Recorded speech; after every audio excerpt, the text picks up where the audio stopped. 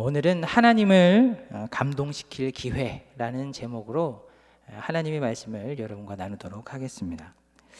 제가 언젠가 어떤 목사님의 설교를 들었던 대목이 생각이 나는데요. 이제 그 목사님이 설교하는 중간에 이런 얘기를 하셨어요. 어떤 얘기를 하셨는가 하면, 세상에는 이 살아가는 사람들이 많은데 그 중에 꿈을 가진 사람이 몇 퍼센트나 되는 줄 아느냐, 이렇게 물어봤어요. 여러분 생각에는 이 세상을 살아가는 사람들 중에 꿈을 가지고 살아가는 사람이 몇 프로이시라고 생각이 되세요? 저마다 다 다르겠지만 그 설교에서 그 목사님은 30%라고 말씀을 하셨습니다. 네. 그리고 나서 한 가지 질문을 더 했어요. 그러면 그 가운데에서 꿈을 이루는 사람은 몇 퍼센트나 될 것이라고 생각하냐 물어봤습니다. 여러분, 생각보다 굉장히 적은 퍼센테이지가 나왔는데요, 0.1%만이 그 꿈을 이루고 살아간다라는 이야기를 하셨습니다. 그런데 참 이제 이분이 이야기한 것 중에 인상적인 대목이 한 군데가 있었는데요, 이 0.1%밖에 되지 않는 꿈을 이루는 사람들, 이제 그 무리들에게는 공통적인 특징이 있더라는 것을 말씀해 주셨어요.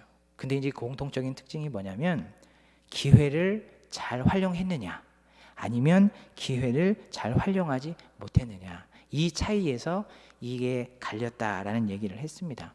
그리고 이제 거기에 덧붙이기를, 아마 이분이 목사님이시기 때문에 그런 얘기를 했는지는 잘 모르겠어요. 근데 거기에 덧붙이시길 이렇게 덧붙였습니다. 특별히 우리가 반드시 놓치지 말고 잘 활용해야 할 기회들이 많잖아요. 여러 종류의 기회들이 있을 텐데 그 가운데에서도 너무 결정적인 역할을 했던 그 기회가 어떤 기회냐면, 하나님을 감동시킬 수 있는 절호의 기회. 이 기회를 잘 활용한 사람은 경이로운 꿈을 이룬 0.1%가 되었다, 뭐 이런 얘기를 하셨습니다. 여러분들은 이 얘기를 들으시고 어디 뭐 근거 없는 얘기를 하고 있냐, 뭐 이렇게 얘기하실 수도 있겠습니다. 근데 오늘 이 이야기를 간단하게 얘기해 보면 그런 거예요. 하나님을 감동시키는 사람을 하나님은 특별하게 축복하신다는 겁니다. 그래서 하나님을 감동시킬 수 있는 그 기회가 있다면 절대 그 기회를 놓치지 마라. 사실 그 얘기를 하고 싶은 거예요. 근데 이제 저도 이 얘기를 하면서 글쎄요 라는 단어가 나왔어요. 왜냐하면 우리는 하나님이 아니기 때문에 무조건 이렇다라고 얘기할 수 없고, 또 이 목사님이 무슨 근거로 이렇게 얘기했는지 저도 사실은 그때 설교를 들어서 그렇지 잘 모르겠습니다. 그런데 여러분, 우리가 신앙생활을 하다 보면 우리가 일반적으로 알고 있는 신앙의 상식선에서 봐도 이게 맞고 틀린지는 우리가 어느 정도 구분을 해낼 수 있잖아요. 그렇죠? 그런 우리가 가지고 있는 신앙의 상식선에서 봐도 하나님을 감동시키는 사람은 하나님이 특별하게 축복하신다, 이 얘기는 틀린 말은 아닌 것 같다는 생각이 듭니다. 특별히 이제 우리가 이름만 대면 금방 알 수 있을 만한 이 성경의 유명한 사람들 한두 명 그 이름만 봐도 이 이야기가 충분히 근거가 있다는 확신이 많이 들어요. 그 중에서 아브라함과 이 향유 부부 마리아 이야기를 제가 먼저 한번 좀 나눠볼 텐데, 여러분, 아브라함은 아들을 번제로 드리는 순종으로 하나님을 감동시켰잖아요. 그렇죠? 근데 여러분 아시다시피 아브라함한테 이삭이 보통 아들이 아니지 않습니까? 그렇죠? 근데 여러분이 자식을 키워보신 부모님들이라면 누구나 아시겠지만, 아브라함에게 이삭처럼 이렇게 보통이 아닌 아들이나 마나 누구라도 자기 자식을 태워 죽이는 이런 일은 할 수도 없고 해서도 안 되는 일이잖아요. 그렇죠?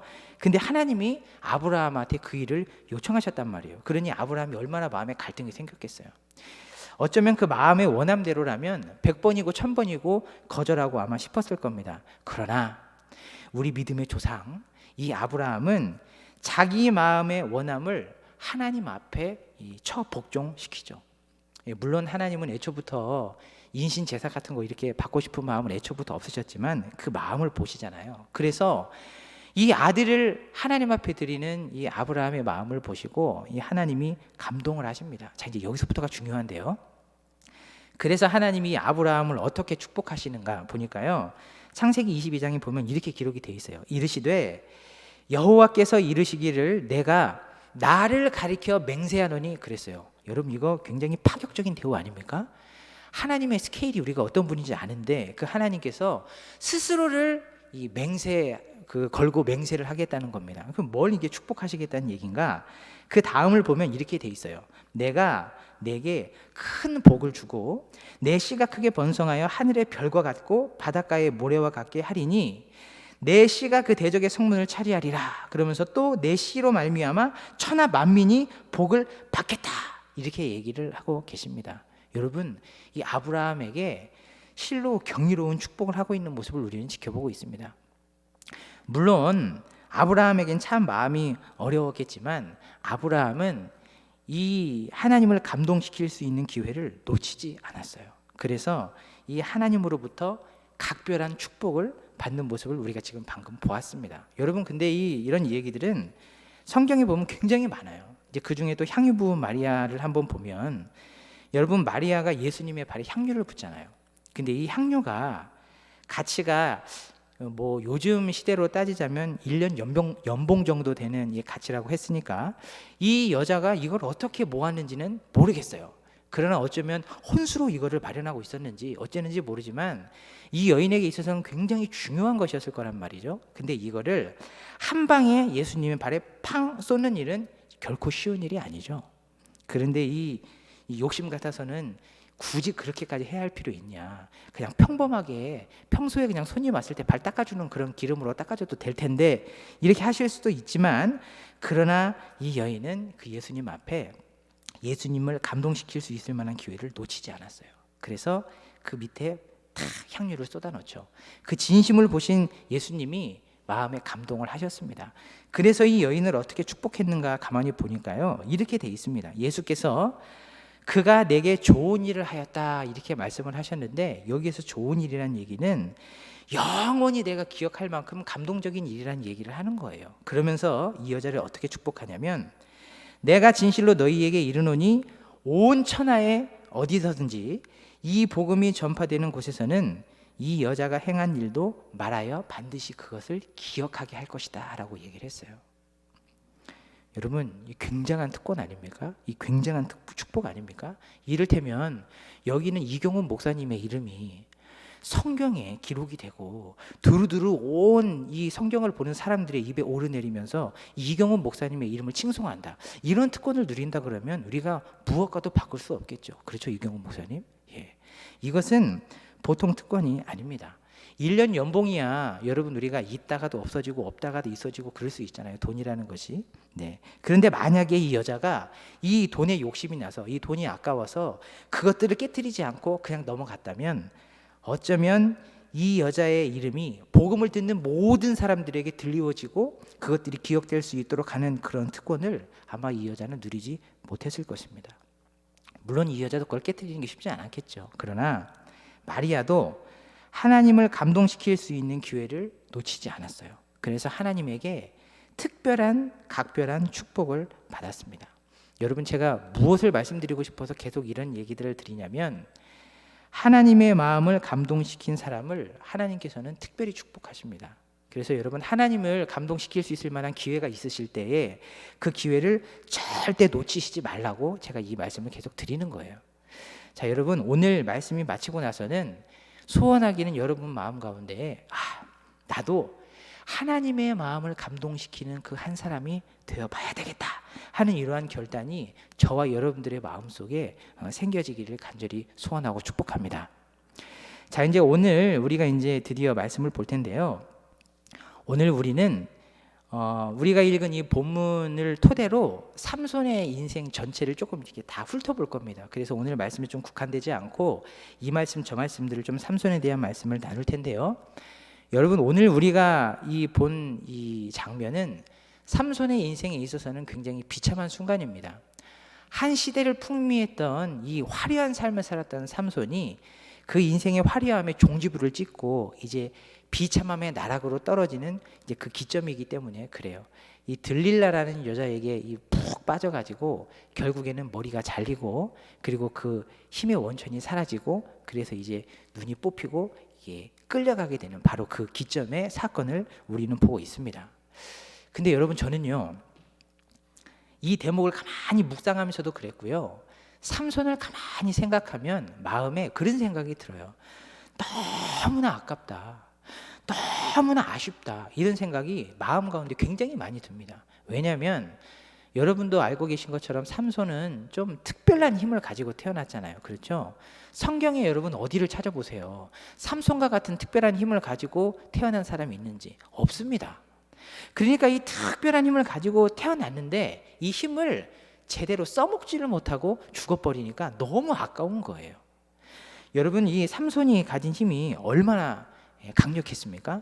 이를테면 우리가 지금 뭐 요즘으로 치자면 영화에 나오는 슈퍼맨이나 막 이런 사람들처럼 강력한 힘을 가졌잖아요. 그렇죠? 우리 여기 있는 남성분들은 아마 모르긴 몰라도 어린 시절에 한 번쯤은 나도 이런 힘을 가져봤으면, 이런 초능력을 가져봤으면 하는 꿈을 한 번쯤은 대부분 꿔보셨을 거라는 생각이 들어요. 저도 사실은 그래서 어렸을 때 뭐 이제 삼손 이런 이야기들을 접해 듣고도 하나님께 기도를 많이 했습니다. 하나님, 저도 그런 힘을 가지고 싶습니다. 그리고 여러분, 영화에 보면 번개 같은 거 팍 맞고 힘 세지는 사람들, 그런 영화 있잖아요. 그런 영화를 보고서도 저는 비가 오고 천둥이 치는 날에는 일부러 우산을 쓰고 밖에 나가고 막 그랬었어요, 어렸을 때. 왜냐하면 이런 힘을 한 번쯤 가지고 싶으니까. 근데 여러분, 웃으시는 분들이 많은데 여기 앉아 계신 남성분들은 아마 어렸을 때 대부분 한 번쯤은 이런 상상 해봤을걸요? 그렇습니까? 안 그렇습니까? 끄덕끄덕 하시잖아요. 여러분, 이만큼 삼손은 누구라도 부러워할 만큼 굉장한 힘을 가지고 태어났단 말이에요. 이 삼손의 힘이 얼마나 센가는 여러분, 우리가 이 성경에 많이 찾아볼 수 있지만 그 중에 한 가지 이름만 우리가 살펴보면 여러분들도 이 힘을 갖고 싶은 마음이 더 생길 거예요. 여러분, 이 삼손이 맨손으로 사자를 찢어 죽였던 사건 여러분 기억나시죠?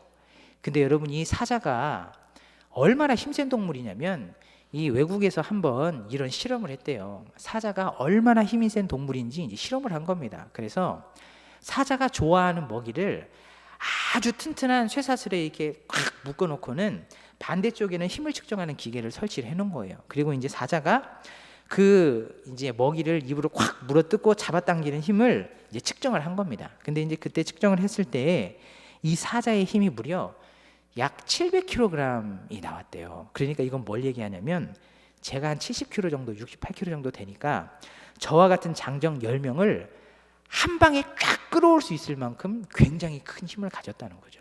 그리고 이제 이 사자 같은 경우는 야생에서 72km까지 달릴 수 있대요. 여러분, 우사인 볼트가 가장 빠른 속도가 35km니까 그 2배를 넘는 속도 아닙니까? 굉장한 속도죠. 그래서 옛말에 여러분 그런 얘기 있잖아요. 호랑이를 만나도 정신만 차리면 똑바로 차리면 살 수 있다. 여러분, 이런 얘기 있지 않습니까? 근데 오늘 이야기를 가만히 보니까요, 호랑이를 만나도 정신만 차리면 살 수 있다, 이 얘기는 좀 거짓말인 것 같아요. 예, 만나면 죽습니다. 사자가요, 이만큼 강력한 동물이에요. 그런데 여러분 보세요. 지금 이 삼손이 사자를 그냥 이렇게 쭉 찢었다고 얘기를 하는 겁니다. 염소 새끼 찢듯이 그냥 찢어버렸다고 얘기를 하는 거예요. 이만큼 삼손은 어마어마한 힘을 하나님께 선물로 받았어요. 그런데 너무너무 아깝고 아쉬운 것은 삼손이 이 특별한 힘을 자기 욕심을 위해서만 쓰다가 끝나버려요.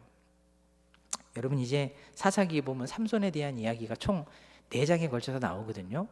근데 이제 삼손의 얘기를 가만히 보면 첫 번째 장은 삼손의 출생에 대한 얘기예요. 어떻게 태어났더라. 두 번째, 세 번째 장은 무슨 얘기냐면 여자들 꼬여서 힘 자랑하고 행패 부리는 얘기가 이 2장에 걸쳐서 나옵니다. 그리고 마지막 장은 비참하게 죽는 스토리가 나와요. 이 얼마나 아깝습니까, 이 힘이. 그렇죠? 여러분, 제가 상상을 해봤어요. 만약에 삼손이 작심을 하고 하나님을 감동시키기 위해서 하나님의 나라를 위해서 일을 했다고 치자고요. 그 힘을 가지고. 그러면 적어도 한 20년, 30년, 40년을 사역하지 않았겠어요? 그러면 삼손이 그 힘을 가지고 쌓았던 업적을 성경에 기록해 본다 그러면 여러분, 얼마나 많은 기록이 남겠습니까? 그렇죠?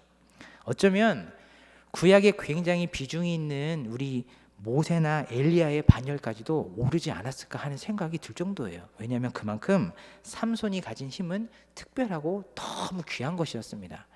그런데 여러분, 그러니까 제가 이 삼손의 인생이 너무 아깝고 아쉽다고 말씀을 드리는 거예요.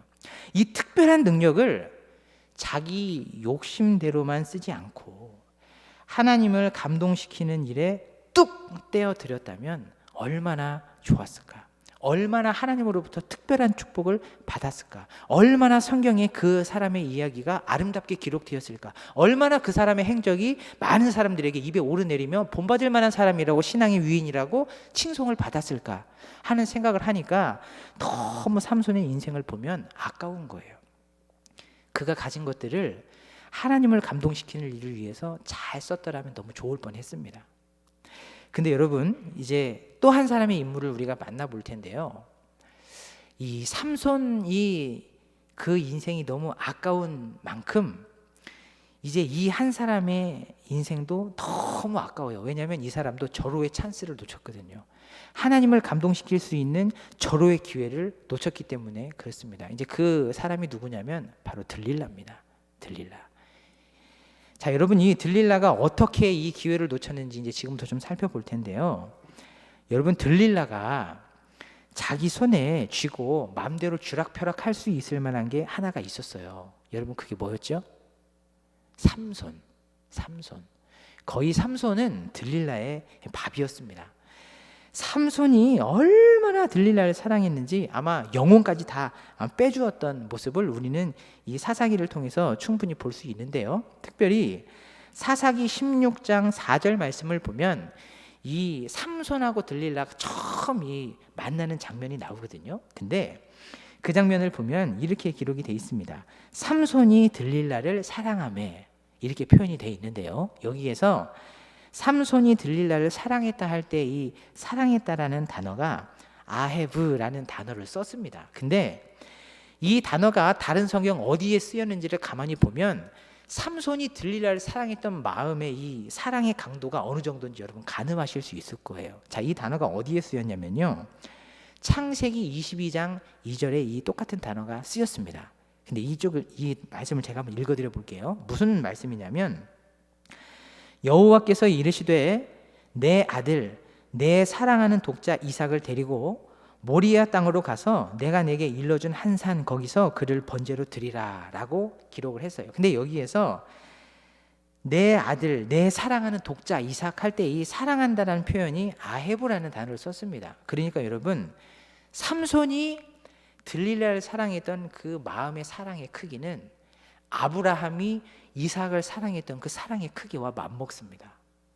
그러니까 여러분, 삼손이 얼마나 들릴라를 사랑했는지 우리는 여기서 금방 가늠해 볼 수 있죠.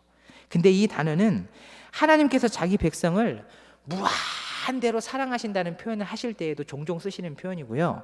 아가서에서는 사랑은 죽음같이 강하다라는 표현을 할 때에도 쓰였습니다. 그러니까 여러분, 삼손이 들릴라를 이 정도로 좋아했단 말이에요.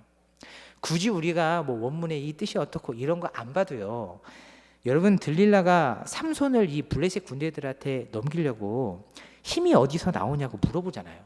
그리고 나서 군대들이 오니까 삼손이 우지끈 이거 끊어내고 이 군사들 쫓아내는 이런 해프닝을 성경에 기록된 것만 3번이거든요. 이런 해프닝이. 그런데 이후에도 날마다 삼손을 재촉했다라는 표현이 성경에 나와요. 그러니까 얼마나 삼손의 힘의 원천을 알아내려고 들릴라가 삼손에게 이렇게 들들 볶아댔겠냔 말이에요. 이 정도 되면 바보가 아닌 이상은 이 여자가 나를 사랑하는 게 아니구나, 이렇게 눈치를 채야 되는데 삼손은 끝까지 눈치를 못 챈단 말이에요. 그래서 이 정신이 빠져가지고요, 오늘 우리가 읽은 본문과 같은 이런 비극적인 일이 이 삼손에게 일어나는 거 아니겠습니까? 이런 본문들을 가만히 지켜보면요, 들릴라는 확실히 삼손의 마음을 가졌어요. 완벽하게 가졌습니다. 쥐락펴락할 수 있어요. 삼손의 이상은 얼마든지 바꿀 수 있습니다. 자, 여러분, 그러면요, 이 정도 되면요, 들릴라의 말 한마디면 삼손의 인생이 180도로 바뀔 수 있습니까? 없습니까? 있지요. 삼손의 말 아니 들릴라의 말 한마디면 삼손의 인생이 얼마든지 바뀔 수 있었습니다. 그래서 제가 이 들릴라에게 좋은 기회가 있었는데 이게 너무 아깝다고 말씀을 드리는 거예요. 자, 근데 여러분, 들릴라는 이것들을 하나님을 감동시키는 일 위해서 드렸으면 참 좋았을 뻔했지만 이 선택의 기로에 놓이게 됩니다. 무슨 선택의 기로에 놓이게 되냐면요, 삼손의 몸값이 보통 비싼 게 아니었어요. 그러니까 이제 들릴라는 갈림길에 놓인 거죠. 내가 이제 뭐 그런 마음이 있었는지 모르겠지만 하나님의 감동을 위해서 이거를 드릴 거냐, 아니면 이 돈을 내가 욕심을 가지고 취할 거냐, 삼손을 팔아버리고 이제 갈림길에 놓이게 된 겁니다. 여러분, 그러면 이 삼손의 몸값이 어느 정도였냐면요, 사사기 16장 5절에 보니까 이렇게 돼 있어요. 삼손의 힘을 알아다 주기만 하면 블레셋에 5성읍이 있었거든요. 근데 이 성읍들이 각각 은 1,100개씩을 주겠다고 했어요. 그러면 총 은이 5,500개죠. 근데 이제 그 당시에 은 한 개 값이 보통 일군 한 달 봉급이니까 이것들을 요즘 돈으로 이렇게 환산을 해보면 약 110억 정도 됩니다. 그러니까 작은 돈이 아니잖아요. 그렇죠? 누구라도 이게 혹할 만한 돈인데, 이 엄청난 돈인 거는 분명히 맞습니다만은, 그렇지만 여러분, 이 110억 따위가 이를테면 구원과 바꿀 수 있습니까? 절대 바꿀 수 없죠. 그리고 여러분, 성경에 그 이름이 명예롭게 기록되는 이 특권과 바꿀 수 있습니까? 바꿀 수 없죠. 후대의 사람들이 기리기 그 이름을 기리면서 기억하고 칭송하는 이런 일들과 바꿀 수 있느냐 말이에요. 또 하나님을 감동시키는 일을 위해서 이것들을 포기하고 이것들을 선택했다면 하나님이 그 인생 가운데 부어주는 축복은 얼마나 많았겠습니까? 그렇죠? 이런 것들을 생각한다면 사실 이 110억 정도는 껌값입니다. 그러지 않습니까? 그렇죠? 여러분, 왜 이렇게 호응이 적으세요? 네, 그렇죠? 아멘이시죠? 그렇단 말이에요.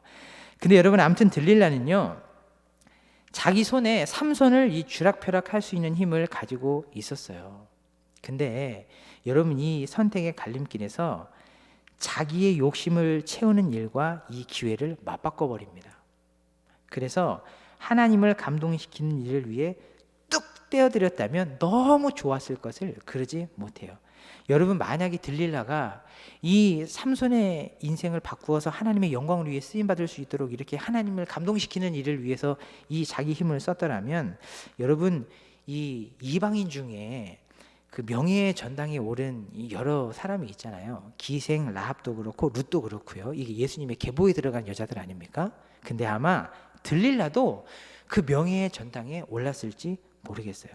그리고 요즘 시대에 여러분, 그 마리아라는 이름을 외국에서는 딸을 낳으면 이름을 많이 지어주잖아요. 그만큼 본받을 만한 사람이기 때문에 그렇거든요. 아마 들릴라도 이때 하나님의 마음을 감동시키는 선택을 했더라면 이 시대에 많은 그 사람들이 딸을 낳았을 때 들릴라라는 이름으로 자기 딸의 이름을 지었을지도 모르겠어요. 왜냐하면 성경에 그만큼 위대한 성경적인 여성상의 대표 주자로 아마 남았을 테니까요. 이만큼 여러분, 이 들릴라는 너무나도 절호의 찬스, 절호의 기회를 놓치게 되는 겁니다. 그런데 여러분, 이 들릴라는 이 기회를 놓치고 나서 어떤 인생을 살았을지 우리가 추측해 볼 수 있어요. 여러분, 우리가 일반적으로 갑자기 큰 돈이 생기면 어떻죠?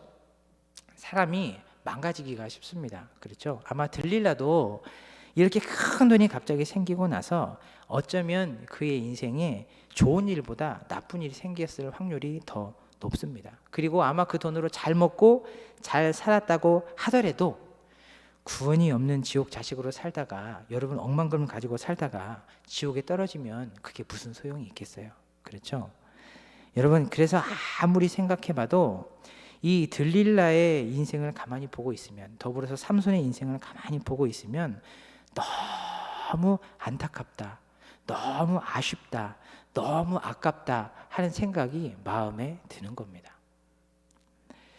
여러분, 우리가 이런 유의 이제 사람들 말고 그 반대의 인물 이제 한 명 정도를 우리가 더 만나볼 텐데, 여러분, 제가 아까 말씀드린 이 기생 라합의 경우입니다. 근데 굳이 기생 라합의 경우가 아니더라도 사실은 이제 우리가 지금부터는 하나님을 감동시키는 선택을 함으로 하나님께 축복을 받은 사람들의 경우를 볼 텐데, 많은 사람들이 예화가 있지만 한 사람, 기생 라합의 경우 한번 볼 거예요.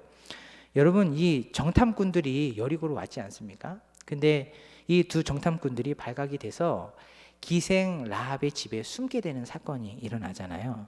근데 이제 이 기생 라합이 이 사람들 숨겨줬을 때 군인이 와서 물어봤습니다. 그 사람들 어디다 두었냐?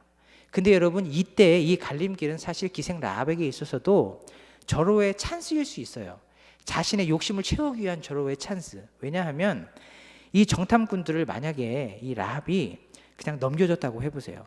이를테면 우리 같은 경우로 보자면 간첩이 넘어왔거든요. 그럼 그 간첩을 여러분 우리가 신고하면 포상금도 있고 명예롭게 되잖아요. 마찬가지인 겁니다. 이 기생 라합도 그 순간에 기로에 놓였어요. 그래서 충분히 이 사람들을 넘길 수 있었습니다. 넘겼으면 돈도 많이 받았을 거고 어쩌면 당분간은 편안하게 살았을지 모르겠어요. 그러나 여러분 기생 라합은 자기의 욕심을 위해서 이 선택을 하지 않고 오히려 하나님을 감동시키는 선택을 하죠. 근데 여러분 사실 기생 라합이 이 두 정탐꾼들을 밝히지 않고 숨겨주는 것은 사실 굉장히 큰 위험을 감수한 일입니다. 왜냐하면 만약에 이게 발각이라도 된다고 하면은 자기뿐만이 아니라 자기의 부모님뿐만이 아니라 자기의 형제까지도 모두 죽을 수 있는 굉장히 위험한 상황이기 때문에 그래요. 물론 기생 라합도 이 선택을 하는 것이 쉽지 않았을 것입니다. 그럼에도 불구하고 기생 라합은 하나님을 감동시키는 선택을 해요. 자기의 욕심을 내려놓고. 그래서 여러분 이 기생 라합이 어떤 축복을 받냐면요, 예수 그리스도의 계보에 들어가게 됩니다. 나중에 이제 이 정탐꾼으로 왔던 이 사람과 결혼을 해서 이제 예수 그리스도의 계보를 잇는 자녀들이 이렇게 낳았다는 우리가 그런 이야기를 알 수 있는데, 이만큼 기생 라합도 자기 욕심대로 할 수 있었지만 자기의 욕심을 내려놓고 하나님을 감동시키는 일을 선택함을 통해서 하나님에게 특별한 축복을 받게 된 것입니다. 여러분 이제 말씀을 맺을 텐데요, 제가 이 신화 이야기를 하나 해드리고 이제 오늘 말씀을 맺을까 합니다. 여러분 신화 중에 제우스의 아들 카이로스라는 이 인물에 대한 신화 이야기가 있는데요, 이 인물은 기회의 신입니다. 근데 이 신의 모습이 참 우스꽝스러운데요, 우선 그의 머리를 보면 앞머리는 무성한데 뒷머리는 대머리입니다. 그냥 좀 특이하게 생겼죠. 그리고 양발에는 날개가 달렸어요. 그리고 손에는 저울과 칼을 들고 있습니다. 이 카이로스라는 동상에 보면 이제 거기 어떤 문구가 써 있냐면 이런 문구가 써 있는데요, 앞머리가 무성한 이유는 사람들로 하여금 내가 누구인지 금방 알아차리지 못하게 하고 나를 발견했을 때에는 쉽게 붙잡을 수 있도록 하기 위함이다, 이렇게 써 있고요. 뒷머리가 대머리인 이유는 내가 지나가고 나면 다시는 나를 붙잡지 못하도록 하기 위함이며, 발에 날개가 달린 이유는 최대한 빨리 사라지기 위해서이다.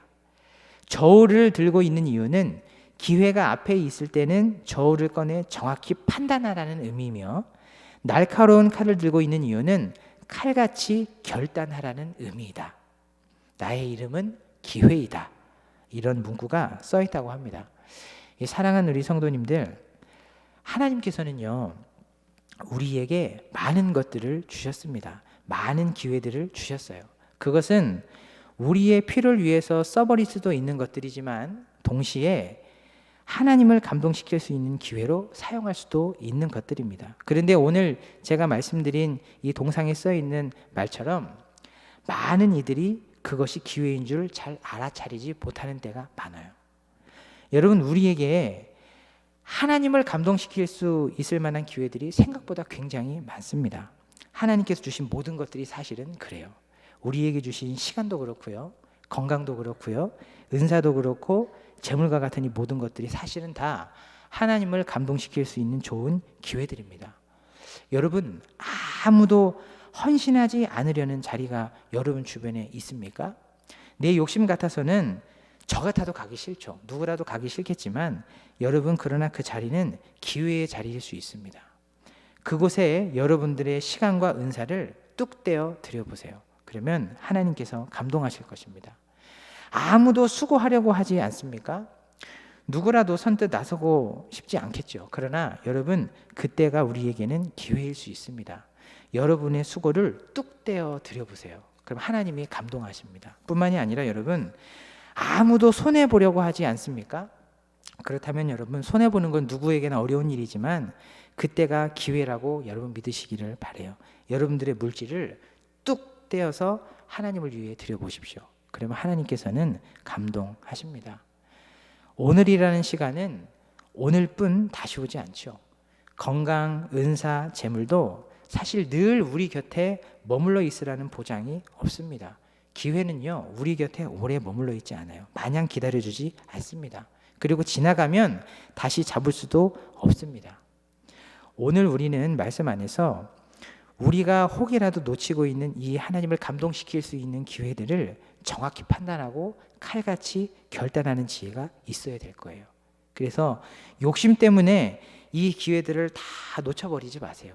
내 욕심을 위해서 쓰느라고 다 하나님을 감동시킬 수 있는 기회들을 허비해버리지 마시기를 바랍니다. 우리는 이것들을 통해서 하나님을 감동시킬 수 있어요. 하나님을 감동시키는 사람을 하나님은 경이롭게 축복하십니다. 이제 여러분들에게 하나님께서 주신 것들이 참 많죠. 이것들을 내 욕심을 위해서만 쓸 거냐, 아니면 하나님을 감동시키는 그 자리에서 그것들을 뚝 떼어 드릴 거냐 하는 것은 이제 여러분들의 선택에 달려 있습니다. 간절히 소원하는 것은 여러분, 쉽지 않지만 하나님을 감동시키는 그 일들을 위해서 여러분들의 시간, 여러분들의 재물, 여러분들의 건강, 여러분들의 은사를 뚝 떼어 드리는 지혜로운 우리 믿음의 동역자님들이 되기를 바랍니다.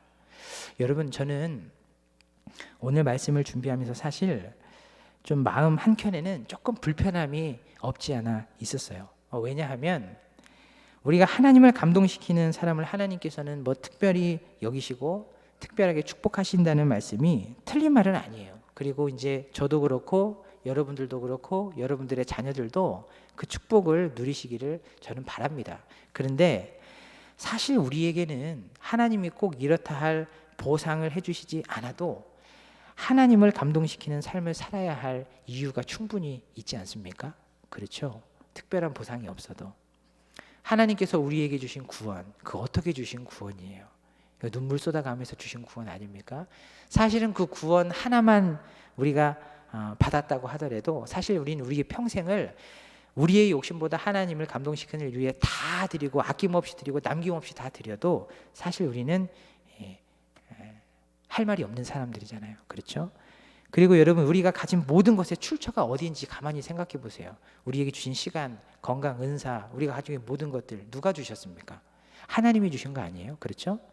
근데 여러분, 가만히 제 모습을 보니까요, 이 모든 것의 출처가 하나님이심에도 불구하고 하나님의 감동을 위해서 쓰기보다는 내 욕심을 위해서만 쓰는 이기적인 모습들이 굉장히 많더라는 거예요. 얼마나 하나님 보시기에 괘씸하겠어요. 그렇죠? 그런데도 불구하고 하나님은 지금도 끊임없이 우리에게 공급하시는 그 손길을 멈추지 않으십니다. 어떻게 보면 참 바보 같은 모습처럼 보이기도 하는데, 여러분, 우리가 우리를 감동시키는 하나님의 이러한 배려와 공급하심과 또 은혜들을 생각할 때, 특별히 우리가 하나님을 감동시키는 어떤 일을 했을 때 하나님 우리를 어떤 보상으로 반응해 주시지 않더라도 우리는 마땅히 하나님을 감동시키는 삶을 살아야 할 이유가 충분히 있다고 저는 믿습니다. 그렇죠? 여러분, 하나님을 감동시키는 한 사람으로 여러분 서주시기를 간절히 축복하고 바랍니다. 네, 하나님의 보상이 없어도 나는 그런 사람이 되어야 되겠다, 하나님을 감동시키는 한 사람이 되어야 되겠다 결단하시는 여러분들이 되어주시기를 바라요. 그리고 거기에다가 플러스 보너스로 더해서 그런 삶을 사시는 여러분들의 삶에 부으시는 하나님의 경이로운 축복과 은혜도 이왕이시면 누리시는 저와 여러분들 되기를 간절히 축복합니다.